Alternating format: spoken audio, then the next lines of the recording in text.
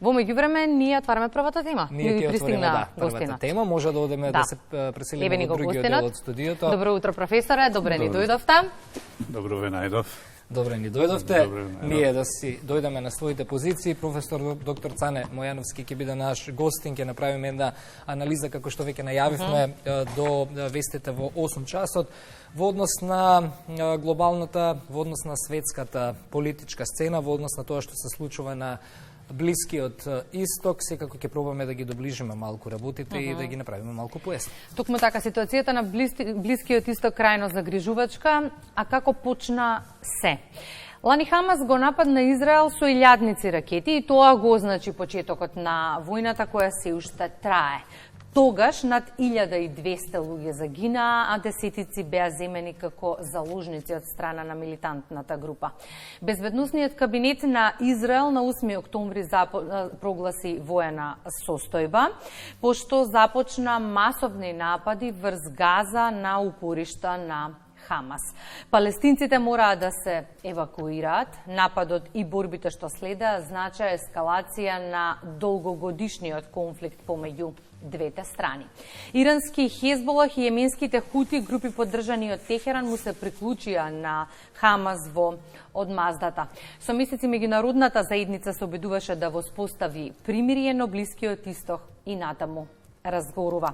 Решителноста на Нетањаху да ги избрка терористите од израелските граници резултираше со минатонеделниот напад на Иран со 200 балистички ракети на Израел, а тензиите не сопираат. Да, денес сме 7 октомври, денес е точно една година од нападот на Хамас врз Израел. Ситуацијата која глобално не вознемирува сите, не само засегнатите страни. Дали со последниот напад на Израел војната ќе добие друг тек, каква улога има дипломатијата во ситуации на вжештени глави, може ли истата да донесе мир на оваа тема, на овие теми? Утрово со професорот Цане Мојановски. Професоре, добро утро и добре ни дојдовте. Добро утро, ви благодарам за поканата. Добро утро за гледачите на македонската телевизија од ова прекрасно и вака просторно студио, во кој прв пат присуствувам и се чувствувам пријатно. Ви благодариме многу. Она што со што ќе почнем ова анализа е нападот на Иран врз Израел. Се случува втор пат во само неколку месеци. Иранците велат на некој начин како одговор на тоа што Израел го прави и го превзема. Како гледате на ова, дали војната добива полека, но сигурно друг тек, или се уште светските играчи пробуваат да ја одржуваат рамнотежата? И се очекуваше ли меѓу другото и Израел да врати како што врати викендот? Историјата на блискоисточните конфликти, посебно на конфликтите во кои што еден од субјектите кои учествува последните 100 години, иако Израел нема како држава 100 години, е Израел, и на тоа подрачје се испретплетени значителен број на економски, политички и геостратешки интереси, кои можеме да ги препознаеме во контекстот на глобалните придвижувања во светот кои што настануваат. Така да еден дел на воените конфликти, колку ние да очекуваме дека 21. век е век во кој што ќе владее разумот, хуманизмот, меѓусебното почитување, се покажува дека е век во кој што исто така војната се смета за едно од најсоодветните средства за постигнување на определени цели. Во тој контекст ние би било нереално да исклучуваме дека во така испреплетени интереси, воени, политички, економски и геостратешки на Блискиот исток, во услови кога на европско тло имате еден воен конфликт, една војна која трае веќе трета година или 950 дена и така натаму, дека во повлекувањето на геостратешките потези, носечките или влијателните земји ги користат сите можности да се пренасочи вниманието, да се отвори простор за прегрупирање на одделни интереси или одделни сили на одредено подрачје и да се на еден или друг начин создадат простори во кои што ќе можат да се испробаат определени нови стратегии на војувањето и нови оружја. Ние во оваа година во војната во Израел или во расчистувањето на Израел со дејствувањето на Хамас на нејзината територија, сега ако сакате и на Хезболах од соседниот Либан, покажува дека тие процеси имаат една подолга историја. И само за гледачите да подсетиме на две нешта. Прво, Блискиот Исток е стратешко подрачје на која дели Азија од Африка, но е близу до Европа, кој располага со еден значителен број на стратешки суровини, особено нафта, и скоро сите патишта за Азија и за Пацификот водат преку овој регион, што повеќе или помалку го чини интересен, и во последните 100 години тој бил предмет на интерес на големите, особено европски сили, а после Првата светска, особено после Втората светска војна и на Соединетите американски држави. Од тој аспект, значи,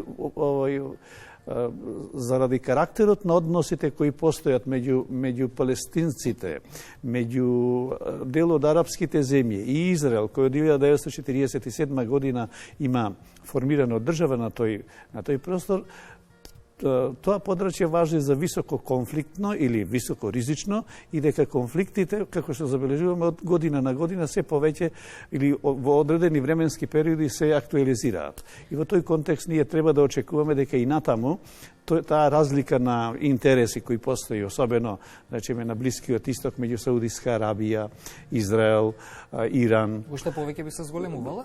Не, тие односи можат да предизвикуваат определени затегнати ситуации. Само да ги подсетиме гледачите дека оваа војна или овој напад на Хамас беше испровоциран како резултанта на политиката на Израел да воспостави така наречени аврамски договори со еден дел од арапските земји, кои по своите карактеристики припаѓаат на сунитската група на муслиманите, за разлика од Иран кој припаѓа на шиитската. И дека во тој контекст да се создадат услови во кои што израелската држава, која е еден дел од арапските структури е неприфатлива и треба не прогласена за непријател и користат сите средства да се справат со непријател, тогаш требаше да се очекува дека тие конфликти ќе се случат.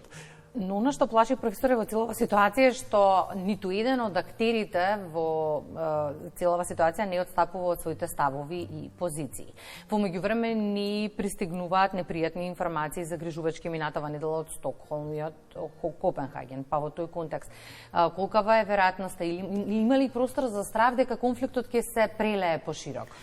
Секој конфликт има потенцијал да се прошири. Меѓутоа, прашањето колку доминантните воени, политички и економски сили, кои често пати стојат за одделни структури во воениот конфликт, се подготвени да ризикуваат дел од придобивките на мирот, затоа што мирот покажа дека е најдоброто решение кој му обезбедува на човештвото и на цивилизацијата технолошки, технички, економски, ако сакате, и културен напредок. Но исто така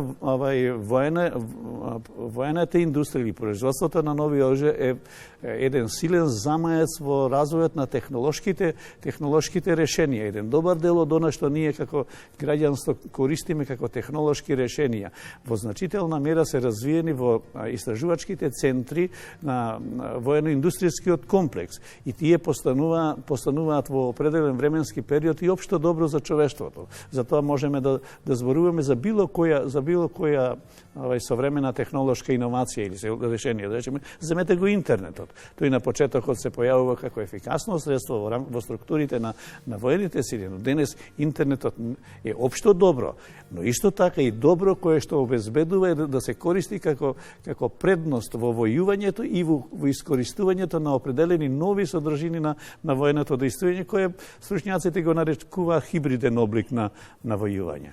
Професоре, гледаме, ќе се надоврзаме на прашањето на колешката Кристина, страните не отстапуваат, гледаме на дневно ниво различни изјави од сите страни во светот, дел од светските аналитичари, дел од светските медиуми, исто така вниманието го вперуваат и кон Индија, Пакистан, Кина, Тајван. Велат, во моментов светот се наоѓа во некој зовриен котел. Кои се вашите прогнози после колку време од крајот на Втората светска војна до сега светот се соочува со еден ваков предизвик и доколку, не де Боже, ескалира ситуацијата, посебно на Блискиот Исток, Европа подготвена е за нов бран на мигранти и наплив од нови бегалски бранови и така натаму, некако како да е мирна сега Европа во ситуацијава. Имаш изјава на Макрон пред 2 дена, каде што препорача да не се продава оружје на Израел, веднаш од израелскиот премиер одговор. Во моментов, ајде некако така да го формулирам прашањето тука, да ја ставиме Европа во контекстот колку е подготвена за нова криза мигрантска. Прво, не треба да очекувате од завоевените страни да покажуваат слабост. Никој не влегува во војна за да потроши материјални средства, да изгинат луѓе, да рече, слушајте, ние се откажуваме. Таму имате реторички, ако наблюдуваме, судир меѓу непријатели. Палестинската страна не ја признава израелската држава и ја прогласува за свој непријател. Израел како формирана држава или економски и воено силна структура не прифаќа да се нарушува нејзиниот суверенитет со било какви акции. Дека тој во тој контекст не треба да барем реторички да очекуваме изјави во кои што некој ќе каже ние, но свесни се едните и другите дека секој воен конфликт на крајот завршува на зелена маса со дипломатско решение. Второ прашање, каква е положбата на Европа? Европа, ако ја наблюдувате како ентитет, таа е релативно лабава структура, нема посебни воени сили. Концептот на военото организирање во Европа го субституира или како се го обезбедува НАТО системот и ако забележите на европското тло околу воените действија со Украина, субјекти кои помагаат на украинската држава се европските држави, но гарант на военото спротивставување и гарантирањето на суверенитетот на членките или на европските држави кои се членки на НАТО го обезбедува ова организација. Од тој аспект, ако наблюдуваме, како главен поддржувач или спонзор на Израел се Соединетите Американски држави и Велика Британија, кои што ја гарантираат безбедноста или како се суверенитетот на Израел, односно ако да ги подсетиме гледачите дека идејата за основањето на израелската држава е резултанта на британската надворешна политика, дека во 1947 година со силна поддршка на тогашната антихитлеровска коалиција во Обединетите нации е донесена одлука за создавање на простор во кој што евреите ќе се вратат или ќе си формираат своја држава и дека од тогаш тој судир трае дека во тие 60-тина, можеби и повеќе години, 70-тина години, има еден значителен број на воени конфликти кои повеќе или помалку го доведувале светот во ситуација во која денес се наоѓа. Да се наоѓа на работ кога е можно тој конфликт да се прелее и да води кон светска катастрофа или да превладее разумот или ако сакате моќта во рамките на балансирањето на силите на Блискиот Исток, во кој што тој ќе добие само регионални карактеристики. Сегашните воени действија и распоредот на силите кои што е на Блискиот Исток укажува дека прелевањето на тој конфликт во пошироки рамки е можен, но не толку изгледан. Второ, дека тој конфликт, како и другите конфликти на Блискиот Исток, може да има нуспроизводи од типот на зголемување на бегалски бран, поттикнување на други индивидуални терористички акции во кои што ќе страда доминантно цивилно население. Ние имавме во изминатите години случаи кога милитантни исламисти во европскиот простор на значајни објекти изведоа терористички напади во кои што настрадат цивилно население. Од тој аспект, значи Европа, ако ја наблюдуваме, таа Европа има своји непосредни интереси на Блискиот Исток, одделни земји, зашто се бивши колонијални земји, некои непосредни економски интереси. Во целина тој процес треба да се гледа нијансирано. Од аспект на загрозувањето на светскиот мир, мислам дека се уште нема посериозни индикатори кои кои можат да претежнат да можеме да тврдиме дека тоа ќе се случи во некој догледно време. Го споминавте цивилното население, сакам малку да се задржиме, професоре, на тоа.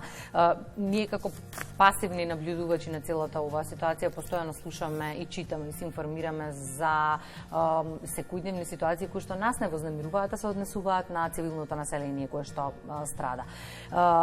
Како да се нема чувство за почитување на принципите на војување, на силата која што се употребува за почитувањето на човековите права. Каков е вашиот впечаток? Од војните во последните 120 на години, ако наблюдувате, колатерална штета на тие војни е цивилното население.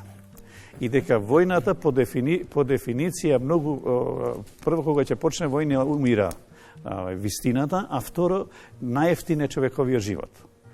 Во сите војни, сите војувања. И за несреќа модерните војни исто така се фокусирани покрај на воените цели на цивилното население. Ние можеме да видиме дека макијавелизмот или целта ги оправдува средствата во сите воени конфликти е присутна. Дека еден дел од воените потенцијали во кои непосредно се судрини го туркаат цивилното население како брана пред завојуваната страна и често пати ги жртвуваат.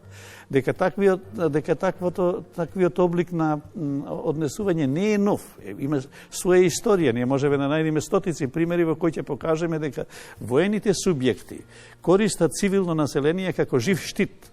И на тој начин се обидуваат да го подигнат револтот и незадоволството кај хуманистичката, кај човеколюбивата јавност, која не може да прифати, да се гледаат слики во кои што страдаат невини деца, во кои што страдаат безпомошни жени, во кои што страдаат луѓе кои што едноставно немаат никаква врска со војната и војувањето. И за жал тоа не се случува само сега на подрачјето на Израел и Либан или на подрачјето на Израел и Газа, тоа се случуваше и во Украина, тоа се случуваше во сите скоро други конфликти. Нема терористичка акција која е насочена кон воени цели. Таа е најчесто насочена кон цивилното население. И оние кои расправаат за хибридните закани и хибридните облици на војување се повеќе укажуваат дека тој простор меѓу цивилното и военото се стеснува и дека дел од тие принципи кои меѓународната заедница ги воспоставила како принципи на хумано водење на меѓународните односи, на хуманите димензии на војната, се помалку се почитуваат. Од проста причина што една од карактеристиките на модерните војни не се секогаш воено-политичките цели, најчесто се економските цели. А во економските цели владеат еден значителен број на поинакви перцепции за тоа како се остваруваат интересите. И никако гласот на разумот, да.